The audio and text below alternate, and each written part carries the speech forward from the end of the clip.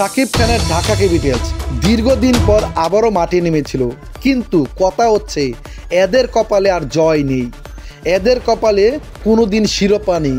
শাকিব খানের ঢাকা ক্যাপিটালস তাদের খেলা দেখলে মনে হয় তাদেরকে নতুন করে আবার খেলা শেখায়। বোলিং ডিপার্টমেন্টের কথা যদি বলি তাহলে বলতে হবে তাদেরকে আমাদের কাছে এনে তাদেরকে কি ট্রেনিং করায় যে বল কিভাবে মারতে হয়। আর তা না হলে শাকিব খানের ঢাকা ক্যাপিটালস আজকের এই ম্যাচে কিভাবে হেরে যায়। আবারও শাকিব খানের ঢাকা ক্যাপিটালসের হার, একজন ভক্ত কিন্তু এটা মেনে নিতে পারছে না। শাকিব খানের ঢাকা ক্যাপিটালসের হার দেখতে দেখতে শাকিব ভক্তরা একেবারে বিরক্ত হয়ে আছে।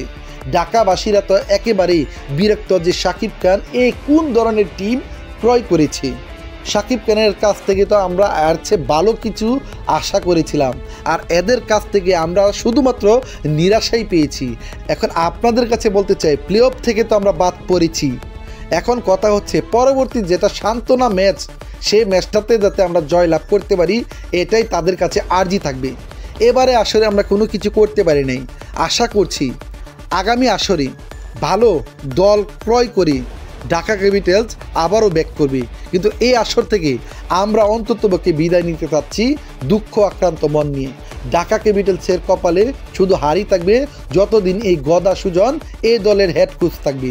যদি আপনারা এই দলটাকে ভেঙে চুরে যদি না সাজাতে পারেন তাহলে আপনাদের কপালের হার কখনোই কিন্তু জয় নিয়ে আসতে পারবে না। তো বন্ধুরা, আজকেও কিন্তু ঢাকা ক্যাপিটালস হেরেছে, এই বিষয়টাকে আপনারা কেমন করে দেখছেন জানিয়ে দিবেন।